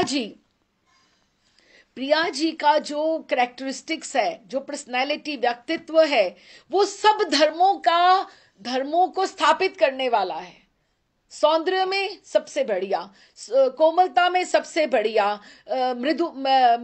मृदुभाषी सबसे बढ़िया, सब कुछ अच्छा है। लेकिन उस समय वो सब कुछ वो त्याग कर वो आगे बढ़ती हैं और अनुराग में सब धर्मों को त्याग कर, तिलांजलि देकर, उन्मादिनी की तरह पगला कर घर से निकलकर, शत शत विघ्न बाधाओं को अवहेलना करके, कंटक कंकर पूर्ण वन में श्याम सुंदर को ढूंढती हैं, उनका अन्वेषण करती हैं। ये अभिसार जैसा अभिसार है, ये तो चमत्कार जैसा अभिसार है। ठाकुर जी को वर्षा में ढूंढना, कुंजों में, कहां से कैसे। प्रभो मनुष्य, अब आप इसको हम थोड़ा सा अगर लौकिक जगत में भी देखें, लौकिक जगत में भी थोड़ा सा अगर हम दृष्टांत लेके देखें, जब किसी का किसी के साथ प्रेम हो जाता है, थोड़ा सा बीसियों बार उसके, अगर उसको पेरेंट्स का नहीं मन है उसमें, उनको पता लगता है तो उनको वो कितना दबाने की कोशिश करते हैं, लेकिन क्या होता है कि कोई भी नहीं मानता, क्योंकि उनको प्रबल वेग इतना अधिक है अंदर कि वो अदम्य है, और वो तो बिल्कुल लौकिक जगत का प्रेम है, उसके साथ कंपैरिजन नहीं है, लेकिन एक दृष्टांत के लिए कि अगर हम सोचते हैं कि कितना समझा लो कि ये तुम्हारे लिए अच्छा नहीं है, अच्छा नहीं है, लेकिन फिर भी वो उसी रास्ते पे चलते हैं। क्यों? क्योंकि उनको नियंत्रण करना अंदर बहुत मुश्किल हो जाता है, कठिन, कि गलत स्थान पे अगर मन लग जाए किसी का तो अब ये अगर हम लौकिक जगत की बात करें तो प्रिया जी तो सारे की सारे उनमें गुण हैं, लेकिन सभी गुणों को भी तिलांजलि देकर ऐसे मौसम में, ऐसे वर्षा के काल में वो भागी जाती हैं। प्रभु मनुष्य प्रेम रस को कोमल समझता है कि प्रेम रस कोमल होता है ना, ये कोमलता महाशक्ति का आधार है। जो प्रेम में होता है ना वो उस समय बहुत बलवंत हो जाता है, उसमें महाशक्ति आती है। ये बात मन में विचार करने से भी विस्मित होना पड़ता है। इस शक्ति के मूल में एकमात्र उसी रूप अनुराग का प्रबल वेग निहित है, क्योंकि उसको उस समय वही दिखाई देता है कि रूप अनुराग, रूप अनुराग यही एक है जो अभिसार के लिए एक लक्ष्य बनता है, कि उसको वही एक मुखारविंद नजर आता है। प्रिया जी को वही मुखारविंद आ रहा है नजर कि मुझे जाना है, श्याम सुंदर को मिलना है, श्याम सुंदर को मिलना है, वही ही ये में प्रकाश हो रहा है। तो अभी इसमें माला का, भजन का, बैठने का, सोचने का टाइम है ना। प्राणों में इतनी व्याकुलता है, व्यग्रता है, आप ये कहां से सारे स्टेप्स फॉलो करोगे? नहीं कर सकते। और वो क्या कह रही हैं, रैन दिवस कब होत सखी, जान परत नहीं मोए। रैन कब, रात्रि कब हो रही है, दिन कब हो रहा है, हे सखी मुझे तो जान पड़ ही नहीं रहा, मुझे समझ में ही नहीं आ रहा। सोवत जागत शाम को, रूप प्रकाशित हो, कि सोती हूं मैं, जागती हूं, मुझे केवल और केवल एक ही मुखारविंद, ठाकुर जी का मुखारविंद, उनके रूप का अनुराग, मेरा इतना प्रेम हो गया है कि मैं उसको, ठाकुर के बिना उसकी शांति ही नहीं पा सकती, कि मुझे उसका ही दर्शन करना है। गोपियों के हृदय में रात्रि दिन श्याम रूप का वह अनंत जागरण, जागरण क्या, वो जो रूप अनुराग है वो सोता ही नहीं है। वो जो प्रेम है ना वो सोता ही नहीं है। रात्रि में भी आंख खुल जाएगी तो सबसे पहले ध्यान आएगा ठाकुर का ही, थोड़ी तंद्रा भी आ गई तो तंद्रा खुली तो फिर भी ठाकुर का ही ध्यान आएगा। ऐसी रूप अनुराग अगर हो तो वह अनंत जागरण है। जागरण अर्थात वो स्मृति दिलाता रहता है, स्मृति दिलाता रहता है। अब ये हमें, हमारे ऊपर है कि हमें अगर रात्रि में अगर हम जगे तो हमें क्या याद आता है। कभी करवट लो या वैसे जगो तो आपको सबसे पहले कौन याद आता है? आपका कौन इतना अपना है जो आपको उतना याद आता है? अब गोपियों की और प्रिया जी को, साधक के लिए भी परीक्षा है ये। तो श्याम रूप का ये अनंत जागरण, अनंत अनंत जागरण मतलब स्मृति। वो जो प्रेम है, प्रेम कभी सोता नहीं है, वो अनंत जागरण है। वही अभिसार का सबसे पहला लक्षण है, वही आपको अभिसार कराएगा। श्री कृष्ण के प्रबल आकर्षण के समय, कि इतना प्रबल आकर्षण है, उस समय आप मान का सोचोगे, कुल का सोचोगे, सुख शांति को लेकर अपने घर में वो चुपचाप बैठा रहे ना, उसकी समर्थ ही नहीं है। उसमें इतनी व्यग्रता, व्याकुलता है कि वो अभिसार करेगा ही करेगा। वर्षा की निरंतर जलधारा से जब नदी का वक्षस्थल पूर्ण रूप से भर जाता है, जब नदी पूरी भर जाती है, तब अपने दोनों तटों को काट करके प्रबल वेग से धावित होने के अतिरिक्त वो कर ही क्या सकती है। श्याम के अनुराग से, श्याम के प्रेम से जब किसी का चित्त भी परिपूर्ण हो जाता है, एकदम भर जाता है, चित्त परिपूर्ण होता है, तो ब्रिज गोपियां, वधुएं, उनके लिए अभिसार के लिए अतिरिक्त आत्म यातना भार से मुक्त होने के लिए अन्य कोई उपाय नहीं है। जैसे उनका मन इतना कृष्ण प्रेम से भर गया, ये आत्म यातना है कि अब उसको दर्शन से अब सुखी होना चाहती, ये आत्म यातना है। ठाकुर से जो प्रेम करना है, अपने आप को वो यातना दे रही है, अगर उसको नहीं मिल रही है। आप कैसे यातना, आपको बताऊं।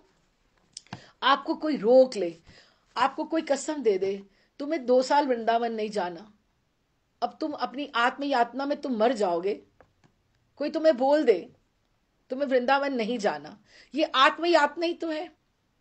अगर तुम उसमें अगर बंध गए, अगर तुम्हें किसी ने रोक दिया, क्योंकि तुम्हारे अंदर इतना प्रबल वेग है कि तुम उसको रोक ही नहीं पाओ। महाप्रभु कहते हैं, अब ये कितना इंपॉर्टेंट ये विषय है कि आप देखो, महाप्रभु स्वरूप दामोदर और राय रमन के साथ डिस्कस कर रहे हैं। मुझे नहीं पता मैं कितना आपको लोगों को समझा पा रही हूं, पर it's very intense, it's very passionate, it's very very गरिष्ठ रस है, और इसको सुनने का, समझने का अधिकारी भी हर कोई नहीं है। इसीलिए ऐसा जिसके ऊपर कृपा है, जिसको जितना समझ में आए वो इसको समझे। महाप्रभु कहते हैं, स्वरूप रासलीला के आरंभ में श्री कृष्ण जब गोपी मंडल से अंतर्हित हो गए थे, जब वो छिप गए थे, तो गोपियों ने व्याकुल होकर वन वन में भ्रमण किया था। देखो, ये नहीं है ठाकुर को पता नहीं है, महाप्रभु को सब पता है। वो हमें समझाने के लिए देखो कितनी अच्छी बात कर रहे हैं। कहते हैं कि रासलीला में हम समझें, अच्छे से समझें, अभिसार है क्या, ये छोटी चीज नहीं है। क्या कहते हैं कि जो रासलीला के आरंभ से श्री कृष्ण जब गोपी मंडल से अंतर्हित हो गए थे, तो गोपियों ने व्याकुल होकर वन वन में जो भ्रमण करके श्री कृष्ण का अनुसंधान किया था, उनको ढूंढा था। तो वह जो श्री कृष्ण के अनुसंधान में गोपियों का वन भ्रमण था, तो क्या वो भी अभिसार था? ठाकुर जी पूछ रहे हैं, जैसे उनको समझ नहीं है। अब आप बोलो, आप बताओ, क्या वो अभिसार था? नहीं, अभिसार नहीं था वो। नहीं प्रभु, अभिसार का अर्थ होता है अभिमुख, कि उनको one knows the direction in which one is to run, in one which one is to go. कि अभिसार का अर्थ है अभिमुख गमन करना, अर्थात कृष्ण जिस स्थान पर हो, उस स्थान की ओर गमन करने का नाम अभिसार है। अभी अगर हम अब यहां से अगर वृंदावन के लिए चलें, हमारी टिकट बुक हो जाए, तो हमारा यहीं से वृंदावन के लिए अभिसार प्रारंभ हो जाएगा। आप समझे?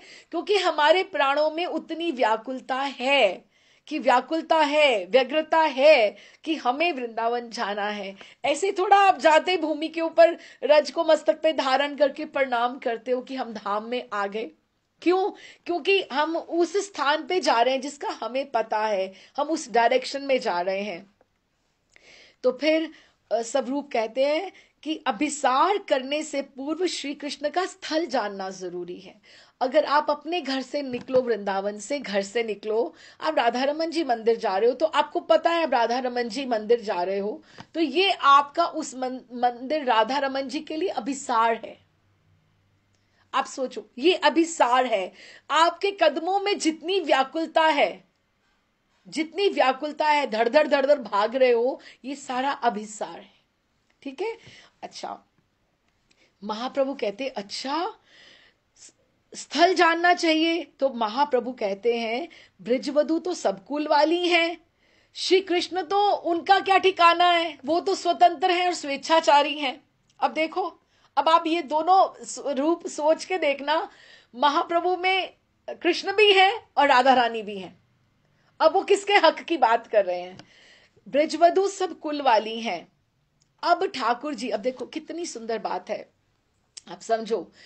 ठाकुर जी गौर हरि इस समय रियलाइज कर रहे हैं कि कितनी प्रॉब्लम्स, कितनी ऑब्स्ट्रक्शंस, कितनी विघन, कितनी बाधाएं राधा रानी और गोपियां फेस करती होंगी उस समय। मुझे तो कोई प्रॉब्लम्स ही नहीं होती थी, क्योंकि मैं तो स्वतंत्र था, तो मैं तो यूं ही आ जाता था। यही उनकी प्रॉब्लम्स, उनकी कठिनाइयां, उनके व्यवधान, उनकी बाधाएं समझने के लिए ही तो महाप्रभु ने राधा भाव कांति वो धारण की है। समझ में आया? कहते हैं कि श्री कृष्ण स्वतंत्र और स्वेच्छा विहारी हैं, उनको तो कोई रोकने वाला नहीं है। वे कब कहां रहते हैं क्या ठिकाना, लेकिन ब्रिजबालाएं किस तरह जान सकती हैं? उनको कहां ढूंढेंगी, कहां ढूंढेंगी उनको? आप कह रहे हो कि अभिसार करने के लिए आपको जगह का ढूंढना जरूरी, जगह का पता होना जरूरी है कि आपने एक मीटिंग पॉइंट पे जाना है। लेकिन ठाकुर का तो कोई ठिकाना ही नहीं है।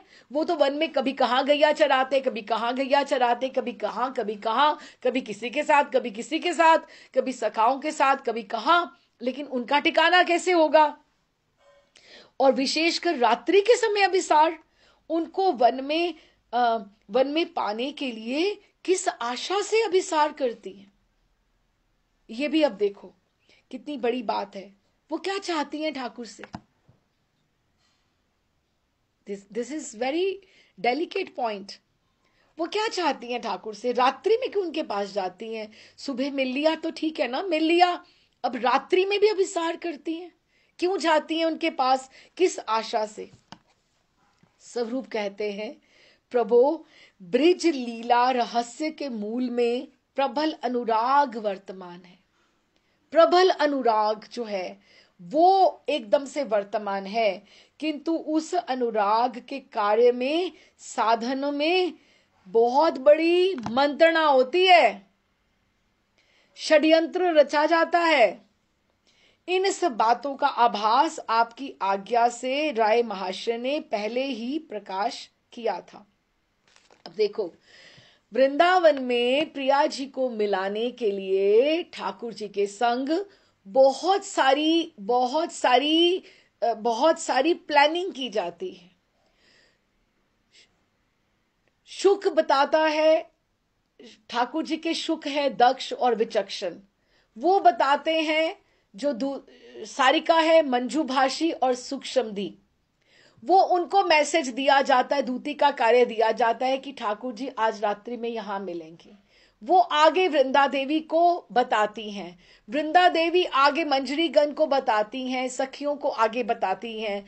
फिर वो प्लान करते हैं कि यहां किस समय कैसे जाया जाएगा। तो ये पूरा का पूरा षड्यंत्र ना हो गया, मैनिपुलेशन ना हुई ना, ये षड्यंत्र है, प्लानिंग है, मंत्रणा है। और इसमें वही लोग उसमें इन्वॉल्व होंगे जो प्रिया जी के और ठाकुर जी के अंतरंग जन होंगे, जो उनको मिलन उनका कराना चाहते हैं, उनको मिलाना चाहते हैं, वही उसमें इन्वॉल्व होंगे। दूसरा कोई जो उसके बीच में व्यवधान खड़ा करना चाहते हैं वो नहीं, दे आर आउट। या जिनको अपने कंफर्ट्स, देखो अभी शायद इसमें आएगा कि नहीं, आई एम नॉट श्योर, लेकिन आप देखो अगर अभिसार की भी बहुत रीति नीति है। अगर शुक्ल पक्ष है तो शुक्ल पक्ष के अनुगत्य में रहकर प्रिया जी को श्रृंगार कराया जाता है कि शुक्ल पक्ष में कौन सा रंग जो है शुक्ल। अब देखो कृष्ण पक्ष है तो उसमें श्वेत धारण करा दिया जाएगा, तो वो तो वैसे ही दिखाई देगा। अगर कृष्ण पक्ष है तो उसमें श्वेत नहीं धारण कराया जाएगा। कृष्ण पक्ष की रात्रियों में प्रिया जी को नीला रंग या काला वर्ण ऐसा रंग, और रात्रि का जो अभिसार, जो सखियां, जो मंजरियां उनको श्रृंगार कराएंगी, उसमें पायल जो होगी वो घुंघरू वाली नहीं होगी, नूपुर वाली वो नहीं होगी जिसमें शोर हो। रात्रि के अभिसार के लिए श्रृंगार, सज्जा, आभूषण सब अलग है। उसमें मोती की पायल पहनी जाएगी। क्यों? मोतियों की आवाज नहीं होगी। प्रिया जी ऐसे खाली पांव थोड़ा, खाली चरण थोड़ा चलेंगी, मोती की पायल पहनाई जाएगी, लेकिन कौन सा रंग? श्वेत होगा तो वो तो यूं ही चमकेगा कृष्ण पक्ष में। तो कृष्ण पक्ष का अभिसार की वेशभूषा, आभूषण, पायल, उनकी किंकणी, सब कुछ आभूषण बिल्कुल अलग होते हैं। और शुक्ल पक्ष में कौन कौन से रंग, तिथियों को देख के उसके हिसाब से, और ये तत्परता है, ये प्लानिंग है। वहां जो निकुंज में सब लोग हैं ना, वो सब सीखे सिखाए पढ़े ट्रेंड बंदे हैं। वहां पे ट्रेंड सारा का सारा स्टाफ है। उसमें अगर हमें भी अपने गुरु चरणों में बैठ के आश्रित होकर ये सब समझना है, अगर, तो हमें भी स्वाध्याय करके उनकी कृपा आश्रय में ये सब बातें समझनी पड़ेंगी। और ये हमें जो गोस्वामी ग्रंथों से ही हमें ये विजन मिलेगा, ये सारा का सारा। तो इन सब बातों का आभास, ये सारा का सारा मंत्रणा होती है, मैनिपुलेशन होती है। क्योंकि प्रभु केवल श्रीमती राधिका के अनुराग से ही मिलन नहीं होता। ये मैं जो पद है मैं ये बाद में पढ़ती हूँ, ये कॉन्टिन्यूटी में, पहले इसका विस्तार का हम पढ़ लें। कि प्रभु, देखो, प्रबल अनुराग तो ठाकुर जी और प्रिया जी के बीच में है, लेकिन सखियां मंजरियां पूरी की पूरी वृंदावन की जो पक्षी है और जीव हैं, सब लोग इन्वॉल्व होते हैं, तो ये मंत्रणा होती है।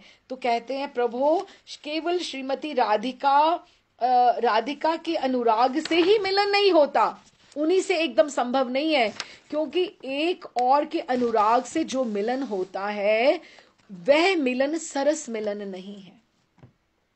कितनी सुंदर बात है कि दोनों तरफ इक्वल प्रेम चाहिए, दोनों तरफ इक्वल प्रेम चाहिए। जितना प्रिया जी का है उतना ही ठाकुर जी का है। आज गौर हरि के रूप में ठाकुर जी ये श्रवण कर रहे हैं कि क्या मेरा प्रेम उतना था? नहीं था ना, इसीलिए तो मुझे गौर कांति लेकर राधा रानी का भाव मुझे अनुभव करने के लिए उनका भाव लेकर आना पड़ा। मेरा प्रेम उतना नहीं था। हम किशोरी जी के प्रेम की सीमा का मापदंड कोई नहीं है, कितना गहन है। तो क्योंकि कहते कि अनुराग प्रबल अनुराग है, लेकिन अगर वो मिलन सरस मिलन नहीं होगा, जब एक और से प्रेम है, किशोरी जी ही प्रेम करें और ठाकुर जी की तरफ से प्रेम ही ना हो, वो तो मिलन ही नहीं होगा। सरस क्या होगा? होगा ही नहीं। एक के अनुराग से दर्शन तो हो जाएगा, गए दर्शन हो गया, लेकिन मिलन तो नहीं होगा ना। मिलन नहीं होगा। मिलन तभी होगा जब दोनों में इंटेंसिटी जो है ना, दोनों में प्रेम का जो प्रोपोर्शन है, अनुपात है, दोनों में एक जितना हो। तो दोनों के अनुराग का जो फल स्वरूप, जो परस्पर का दर्शन है, उसी का नाम मिलन है। कि दोनों की तरफ अनुराग हो और फिर दर्शन हो, उसको हम मिलन कह सकते हैं। जो केवल दर्शन के लिए गमन किया जाए, उसका गमन का नाम अभिसार नहीं है। अब हम ये सोचें, हम राधा रमन जी जाते हैं, हम दर्शन करने जाते हैं कि अब अभिसार करने जाते हैं, कि ठाकुर का हमारे प्रति उतना प्रेम है या नहीं है, या हमारे में उतनी व्यग्रता है या नहीं है। हम वापस से वही बात सोचे कि हम सोच तो रहे हैं कि हम अभिसार कर रहे हैं, तो दूसरी पार्टी जो है, जो खींच रही है, वो उसका इतना हमारे प्रति है कृपा कि नहीं है ना, करुणा उतनी है कि नहीं है। तो उसी का नाम मिलन है, कि दोनों का अनुराग का फल स्वरूप जो दर्शन होता है, और जो केवल दर्शन के लिए किया जाता है, उसका नाम अभिसार नहीं है। मिलन से पूर्व दोनों का अनुराग प्रबल और स्पष्ट होना चाहिए। एक दूसरे को पता होना चाहिए कि दोनों का प्रेम इतना स्ट्रांग हो कि उसको पता हो कि वो यहां पे पहुंचेंगे, वो यहां पे आएंगे। उस समय सखियों की सहायता से मिलने का सब प्रबंध ठीक किया जाता है। सखी उस समय उभय पक्ष की दूती का कार्य करती है। उभय पक्ष मतलब दोनों की तरफ। ठाकुर जी की दूती अलग है, उनकी दूती अलग है। पहले प्रबल अनुराग हुआ, फिर प्रबंध किया जाता है, उभय पक्ष की दूती होती है, यहां की दूती और यहां की दूती, फिर मिलने के लिए एक स्थान निर्दिष्ट किया जाता है और उसी का नाम संकेत है। उसी का संकेत किया जाता है कि आज यहां मिलन होगा। अब आप देखो, बरसाना और नंदगांव के बीच में संकेत वन है, जिसमें अक्सर प्रिया जी और ठाकुर जी का रात्रि में सांकेतिक रूप से वहां पे मिलन होता रहा। और संकेत वन के ठाकुर जी का भी नाम राधा रमन जी है। और वहां पे गोपाल भट्ट जी ने भी बहुत देर भजन किया, उनकी भी वहां पे कुटिया है, भजन कुटीर है, संकेत वन है। वहां पे 84 कोस की परिक्रमा में आप जाएं तो आपको उसका दर्शन हो सकता है। तो कहते हैं कि पहले प्रबल अनुराग हो और दोनों तरफ से हो, फिर दूती दोनों को पहुंचाएगी, संदेश पहुंचाएगी, फिर स्थान निश्चित होगा और उसी का नाम संकेत है। ठीक है। महाप्रभु कहते हैं, स्वरूप ठहरो ठहरो, तुम्हारी बात काटकर मैं कुछ कहता हूं।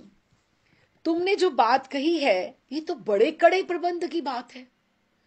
उसको बताना, रात्रि में निकलना, ये करना, ये तो बड़ा स्ट्रिक्ट, पूरा का पूरा एकदम से कड़े प्रबंध की बात है। इस प्रकार प्रबंध करने के लिए अवश्य ही एक विशेष परामर्श की आवश्यकता होती होगी कि इनका सलाहकार कौन होता है, इनका हेड सुपरवाइजर कौन होता है। ये तो बहुत, क्योंकि प्रिया जी तो अपनी व्याकुलता में इतनी ज्यादा वो इन्वॉल्व हैं कि वो तो खुद नहीं प्लानिंग करेंगे कुछ भी, और ना ही ठाकुर करेंगे। तो ये प्रबंध कार्य ये कौन संभालता है? ये तो बड़ा कड़े प्रबंध की बात है और परामर्श की आवश्यकता है, सलाह मशवरे कौन देता है इनको। किंतु जब प्रेम होता है, अनुराग में मिलने में इतनी अन्य बातों की अपेक्षा होने से तो ये मिलना तो बहुत कठिन व्यापार है, ये तो बहुत कठिन है। रात्रि में जाकर मिलना कोई सहज नहीं है। अब देखो आप, गौर हरि अब कृष्ण रूप में यहां आकर ये अनुभव कर रहे हैं कि प्रिया जी का मैं बहुत ऋणी हूं। उन्होंने कितनी अभिसार की रात्रियों में मैं उनके पास, उनको मैं बुलाता रहा और मैं कितनी बार तो मैं आया ही नहीं, कितनी बार तो मैंने प्रिया जी को विरही ही छोड़ दिया, कितनी बार। आज ये गौर हरि कृष्ण रूप में, क्योंकि जब तक राधा रानी के भाव से, अब आप देखो ना, सीधी सी बात है, कठिन है, हम आराम से चलेंगे, कोई बात नहीं, लेकिन अब आप देखो, हर एक के मन में, मेरे मन में मेरी बातें हैं, आपके मन में आपकी बातें हैं, वैसे ही राधा रानी के मन में राधा रानी की बातें, ठाकुर जी के मन में ठाकुर जी की बातें हैं। राधा रानी ने जितनी प्रॉब्लम्स, व्यवधान, बाधा उनको विसार के लिए उनको होती रही, क्या उन्होंने कभी आके जितलाई ठाकुर को? आज मुझे ये करना पड़ा आपके लिए, वो प्रेम थोड़ा होता है जो जतलाता रहे। मुझे आपके लिए ये करना पड़ा, मुझे आपके लिए ये मैंने किया ना। लेकिन आज ठाकुर गौर हरि बनकर वो पूरी की पूरी जो बाधाएं, प्रिया जी का संघर्ष, ब्रिज गोपियों का संघर्ष, वो पूरा का पूरा अनुभव कर पा रहे हैं। क्यों? क्योंकि राधा रानी भीतर है, उनके मन में क्या है और उनके मन में क्या है, वो दोनों को देख पा रहे हैं, दोनों को वो अनुभव करने के लिए वो इकट्ठे हुए हैं। तो कहते हैं ये तो बड़ा कठिन व्यापार है। इसका मतलब क्या हुआ? जो वो स्वरूप को रोक के पूछ रहे हैं, इसका मतलब वो वाले कृष्ण ने जो गौर हरि के भीतर है, उसने आज तक प्रिया जी का प्रेम समझा ही नहीं था, प्रिया जी की बाधाओं को समझा ही नहीं था। वो जो रोक के उनको पूछ रहे हैं, ये तो बड़े प्रबंध का कार्य है। कैसे करती हैं सखियां, कैसे करती हैं दूतियां? ये तो बड़े परामर्श का कारण है। एक तो प्रिया जी को इतना रूप अनुराग है, उनको समझ नहीं आ रहा मैं क्या करूं। क्यों? क्योंकि राधा रानी भीतर बैठ के उनको समझा रही है। हाँ, तो स्वरूप कहते हैं, हाँ प्रभु, कठिन जैसा कठिन है, क्योंकि वो ललिता सखी, उनको पता है ना कि कितना हम प्रिया जी को संभालते हैं। कठिन जैसा कठिन है, क्योंकि ठाकुर तो स्वतंत्र हैं, स्वेच्छाचारी हैं, पुरुषों को क्या फर्क पड़ता है। ये तो, और ब्रिज बालाएं, ब्रिज गोपियां और ब्रिज वधुएं, गुरुजनों, कुटिल दृष्टि, गुरुजनों की मर्यादाएं, सारी श्रृंखलाएं तो स्त्रियों के लिए रह गई ना। कहते कठिन सा कठिन है प्रभु, उसमें कितनी बाधा है, किंतु समस्त विघ्न बाधाओं का अतिक्रम करने के अनंतर जो फिर मिलन होता है, इतनी बाधाएं पार करके जो मिलन होता है वो फिर इतना मधुर होता है प्रभु। उस प्रकार का माधुर्य किसी और भाव में संभव ही नहीं है। जो वस्तु सहज ही प्राप्त हो जाए, सामने सामने यूं ही मिल जाए, तो साधारणतः उसका मूल्य भी बहुत कम होता होगा। और जो अति क्लेश के साथ प्राप्त होती है वो अत्यंत मधुर होती है, उसका वो अनमोल होती है, उसकी कीमत, उसकी महिमा पता लग जाती कि बहुत वैल्यूएबल है। तो वो मिलन भी फिर इतनी बाधाओं के बाद जो होता है वो बहुत मधुर होता है। इस हिसाब से इस प्रकार के मिलन का फल स्वभावतः अत्यंत मूल्यवान होता है। जब मिलन होता है, अब ये ठाकुर जी समझ पा रहे हैं कृष्ण के रूप में कि प्रिया जी ने कितना उनका अभिसार वो कैसे करती रही। ये भी पृष्ठभूमि तैयार हो रही है, अभिसार के भी पद ये जो हैं ये आसान नहीं है ये सब। महाप्रभु कहते अच्छा ये ठीक बात है, अच्छा इसके बाद क्या होता है। स्वरूप कहते हैं इसके अनंतर पहले संकेत स्थान निर्दिष्ट होता है प्रभु, फिर समय स्थिर किया जाता है, फिर सखियां श्री कृष्ण को उस समय उस स्थान पर आने को निमंत्रण देती हैं और श्री राधिका जी को भी उस प्रबंध की सूचना दी जाती है। देकर यथा समय जो जो समय बताया गया है संकेत स्थल पर जाने की बात की जाती है। यहाँ पे दूती कार्य बड़ा इंपॉर्टेंट होता है कि दूतियां कहां से कहां, और ऐसे समय में अगर वर्षा हो जाए तो बात तो वही हो रही है ना कि मैं कैसे पहुंचूं, कैसे जाऊं। अब कितना प्रबंध किया गया, सब कुछ देखा गया, और कैसे जाऊं। महाप्रभु कहते हैं श्री कृष्ण के लिए तो कुछ अधिक बाधाएं ही नहीं है। अब उनको समझ में आ रहा है श्री कृष्ण के लिए तो कुछ बाधाएं नहीं है, किंतु श्रीमती राधिका के लिए, अभी दोनों मन भीतर बैठे हुए हैं ना, तब समझ में आ रहा है, किंतु श्रीमती राधिका के लिए अनंत बाधाएं उपस्थित होती हैं। इसका अगर आप लौकिक दृष्टि से अगर एक दृष्टांत लो तो आप ये सोच के देखो, जिस घर में एक स्त्री भजन करती हो और सारे घर के विपरीत हो, तो आपको अपनी माला झोली भी छिपा के रखनी पड़ती है। और जब तक ऑफिस से पति आ नहीं जाए तब तक आप अपना नियम पूरा कर लो, स्वाध्याय कर लो, नहीं तो फिर गर्जना ही होगी, है ना। ऐसे ही होगा ना। मैंने तो ऐसे ऐसे घर भी देखे हैं, ऐसे ऐसे भी देखे हैं जिन्होंने दीक्षा ली है और उनको इतना भी अधिकार नहीं है कि अपने मंदिर में अपने गुरुदेव का चित्र भी लगा सके। वो जब सुबह गुरुदेव को प्रणाम करना होता है तो ग्रंथ खोल के किसी ग्रंथ में से, बुक में से निकाल के, अभी तो चलो फोन हो गए, लेकिन ग्रंथ में से निकाल के, मैं पुराने जमाने में बात कर रही हूं कि मैंने ऐसे घर भी देखे हैं कि अपने गुरुदेव का चित्र उन्होंने किसी बुक में रखा हुआ है कि उनके दर्शन करके, प्रणाम करके, तो फिर वो आप गुरु भजन करो। कि कितनी बाधाएं होती हैं स्त्रियों के लिए, और वैसे ही पुरुष के लिए भी। अगर हम सोचें कि एक कोई ऐसा भक्त हो जिसके घर में सारे विपरीत हों, उसको कोई, अब स्त्री का तो ये एक अनुभव, एक ये फायदा ये हो जाता है कि आपका रसोई के ऊपर कंट्रोल रहता है। आप अपने लिए थोड़ा अपने भक्ति के अनुकूल आप खाना अलग कर सकते हो। अब जो पुरुष होते हैं वो बेचारे क्या करेंगे, जब पुरुष, रसोई तो उनके हाथ में नहीं है। अगर ऐसा पुरुष जैसे घर में खाना ही विपरीत बनता हो तो वो क्या करेगा, उसको वही खाना पड़ेगा ना जो घर में बन रहा है। तो या वो फिर ऐसी पोजीशन में हो कि वो रिवोल्ट कर दे कि मुझे ये खाना ही नहीं, मैं अचार चटनी के साथ रोटी खा लूंगा, क्योंकि आप सब चीजों में आपका दूसरा दूसरा सामान है।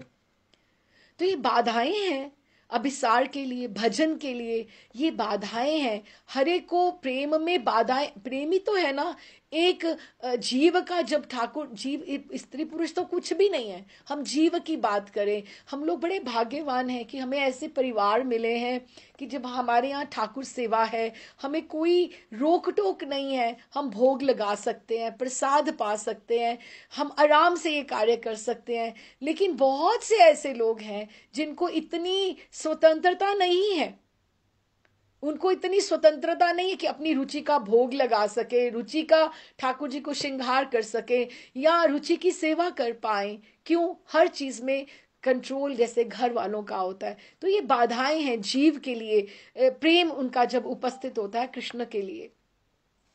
तो महाप्रभु कहते हैं श्री कृष्ण के लिए तो कुछ अधिक बाधाएं नहीं है, किंतु श्रीमती राधिका के लिए अनंत बाधाएं उपस्थित होती हैं। स्वरूप कहते बाधाएं, बाधा जैसी बाधाएं प्रभु, घर में बाधा, बाहर बाधा, फिर मन में भी बाधा। मैं जाऊंगी, ठाकुर आए होंगे ना, मिल जाएंगे ना, पिछली बार की तो नहीं करेंगे, समय से आए ही नहीं थे पिछली बार। हाँ, घर मन में बाधा, फिर वन में बाधा, और फिर बाधा ही बाधा है। किंतु फिर भी अनुराग की ऐसी महिमा है जिसके कारण समस्त विघ्न बाधाओं को पद दलित करके एकदम से, जैसे जैसे पद दलित क्या बोले, जैसे कि अपने पांव से उसको मर्दन करके, पांव से उसको बिल्कुल उसको दबाकर एकदम से उसका चूर्ण बना के, दलित करके, श्रीमती राधिका अपने प्राण वल्लभ से जब मिलने के लिए जब डरती डरती लेकिन व्याकुल भाव से, दुस्साहस भाव से अभिसार करती हैं, तो ये अभिसार है। स्वरूप महाप्रभु कहते हैं श्री राधिका के अभिसार का भाव वास्तव में बड़ा चमत्कारी है। और एक और व्याकुलता है, दूसरी ओर आशंका। हम दो भाव संकटों के मध्य में होकर श्याम सुंदर की ओर अग्रसर होना अत्यंत साहस का कार्य है। ये प्रभु अब ये समझ पा रहे हैं, जिसके लिए यही अंतरंग कारण है, जो वो ये प्रिया जी का अभिसार, प्रिया जी की बाधाएं, प्रिया जी कौन से भाव से आते। आपको लगता है ठाकुर जी भी डरते डरते आते होंगे ना? प्रिया जी ही डरती डरती लेकिन फिर भी दुस्साहस से आते हैं। समय हो गया है, मुझे लगता है मुझे यहीं विश्राम करना पड़ेगा। वो पिछले वाला पद भी रह गया क्योंकि हम एक्सप्लेनेशन में हम जा रहे थे, तो it's almost an hour and half. फिर भी अगली बार हमें फिर थोड़ा सा रिकैप करके, क्योंकि कठिन था, थोड़ा सा रिकैप करके फिर हम पिछले वाला पद भी लेंगे और ये वाला भी फिर लेंगे।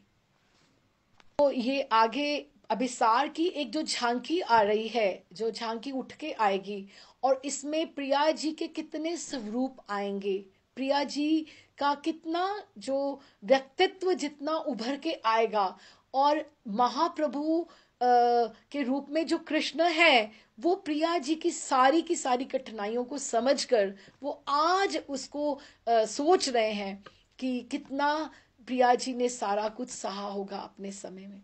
और यही उनके एक अवतार का ये एक अंतरंग कारण है। कठिन है और वैसे भी सबको समझ में भी आने वाला नहीं है। जितना भी समझ में पड़ा, I tried my level best. Radhe.